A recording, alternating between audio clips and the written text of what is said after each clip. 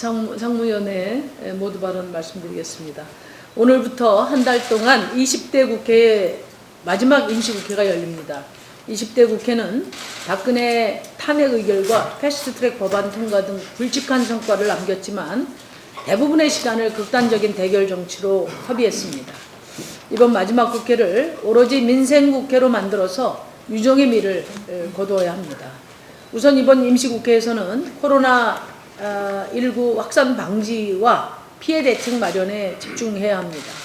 코로나19 대응 3법인 검역법, 감염 예방법, 의료법을 개정해서 검역과 방역, 치료가 원활하게 이루어질 수 있어야 합니다. 특히 노동자의 자녀가 감염병으로 인해 등교를 못하거나 격리된 경우 사업주가 해당 노동자에게 유급 휴가를 줄 수 있는 감염 예방법 개정이 시급합니다. 또 코로나19로 피해를 입은 중소기업, 자영업 등의 실태를 신속히 파악해서 3조 4천억 원의 예비비를 선제적으로 집중 투입해서 피해를 최소화할 수 있어야 합니다. 또 법사위에 계류된 법안이 총 또한 법사위에 계류된 170여 건을 포함해서 각 상임위에 머무르고 있는 법안이 244건에 달합니다. 이번 임시국회에서는 계류 중인 법안 처리와 함께 시급한 현안이고 20대 국회에서 반드시 처리했어야 했지만 여야 대결로 지체되어 온 몇 가지 법안은 반드시 마무리되어야 합니다. 국회 텔레그램 N번방 사건을 계기로 국회 최초로 국민동의 청원이 성립된 디지털 성범죄 및 성폭력 금지 법안, 그리고 가습기 살균제 피해 지원 특별법, 지방자치법, 교원노조법, 제주 4.3 진상규명 및 희생자 명예회복에 관한 특별법 개정이 그것입니다. 정의당은 이 5가지 법안이 이번 임시국회 때 반드시 처리될 수 있도록 최선의 노력을 다하겠습니다. 그리고 마지막으로 바라건대 최악의 국회라는 오명을 받을 만큼 국민들에게 불신을 준 20대 국회가 총선을 앞두고 국민들께 신뢰를 만회할 수 있는 마지막 책무는 사실 국회개혁입니다. 국민들의 큰 공감을 받았던 국회의원 보수를 최저임금 5배 이내로 제한하는 국회의원 최고임금제를 비롯해서 셀프 인상, 셀프 징계, 셀프 심사 금지 등 셀프 금지 3법 등을 통과시켜서 국회의원 특권 내려놓기를 행동으로 증명했으면 좋겠습니다. 더불어민주당을 비롯한 교섭단체가 20대 국회 마지막 임시국회를 앞두고 국민들을 위한 결단을 내려주시기를 당부드립니다. 오늘 미래통합당이 출범합니다. 자유한국당, 새로운보수당, 전진당 등이 합친 보수통합이라고 합니다.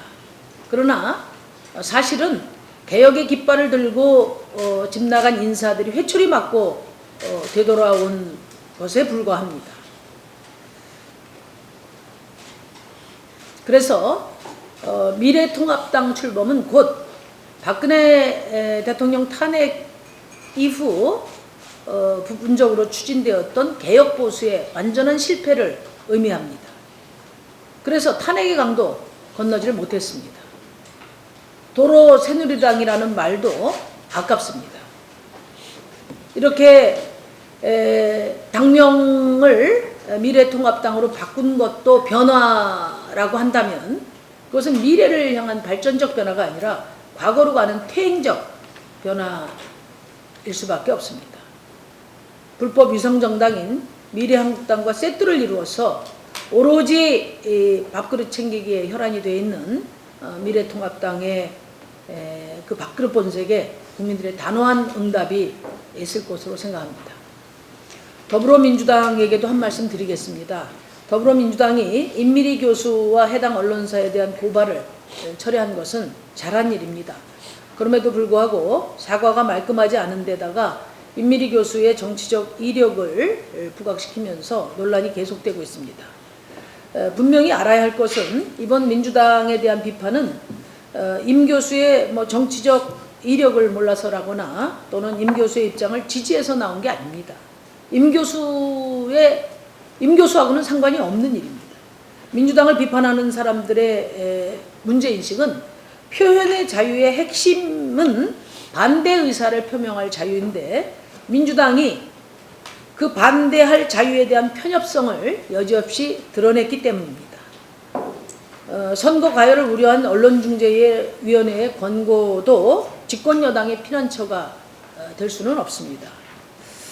국민들은 민주화 세력인 더불어민주당이 진영 논리를 넘어서서 정권에 대한 반대 의사를 표현할 자유, 민주주의의 핵심 가치에 대해서 확고한 의지를 보여줄 것을 요구하는 것입니다. 정의당은 이번 총선을 수구 세력인 자유한국당을 퇴출하고 대한민국의 미래를 두고 정의당과 더불어민주당이 경쟁하는 선거가 되기를 희망합니다.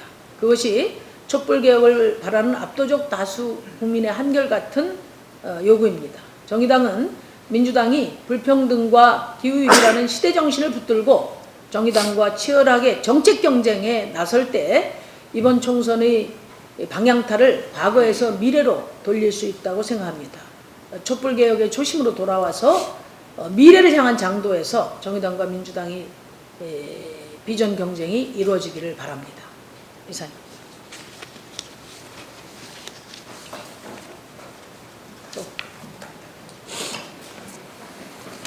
윤대모 부장 최종입니다.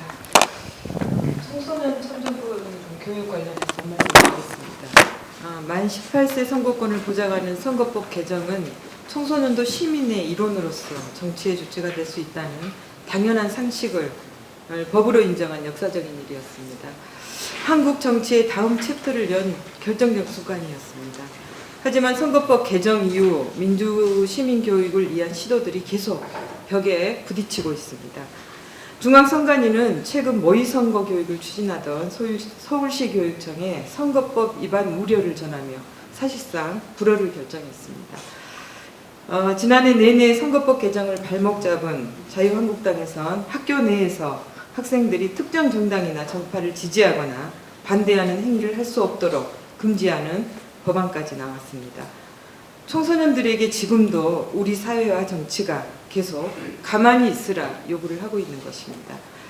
일제강점기 독립운동부터 대한민국 건국 이후 민주화를 이루어온 과정까지 모든 역사의 시간들을 돌아보면 그 어느 순간에도 청소년들이 빠진 일이 없었습니다. 청소년들은 언제나 민주시민으로서 책임과 역할을 고민해왔습니다. 청소년 참정권 확대의 의미를 훼손하며 시계바늘을 거꾸로 돌리는 상황이 벌어지지 않도록 국회가 나서야 합니다. 어른들이 먼저 청소년들을 동등한 동료 시민으로 인정하고 공정과 평등이라는 가치 아래 우리 사회를 정의롭게 만드는 과정에 함께해야 합니다. 삶의 벼랑 끝에 있는 사회적 약자들의 손을 만 18세 유권자들을 비롯한 청소년들이 먼저 함께 잡아줄 수 있는 사회를 만들어야 합니다. 정의당은 다가오는 21대 총선에서 만 16세 선거권과 만 18세 피선거권 보장을 공약으로 제시할 것입니다. 저를 비롯해 모든 후보들이 청소년들의 목소리를 대변하는 동시에 자기 안의 꼰대와 마주하며 변화하는 총선을 치를 수 있기를 바랍니다.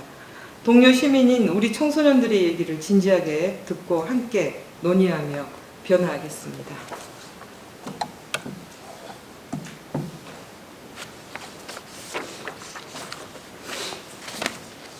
네, 제가 요거 약간 말이 꼬여서 한 말씀 다시 정리하겠습니다. 국민들은 민주화 세력인 더불어민주당이 진영론을 넘어서 민주주의 핵심 가치인 표현의 자유를 존중하는데 확고한 의지를 보여주기를 바라고 있습니다.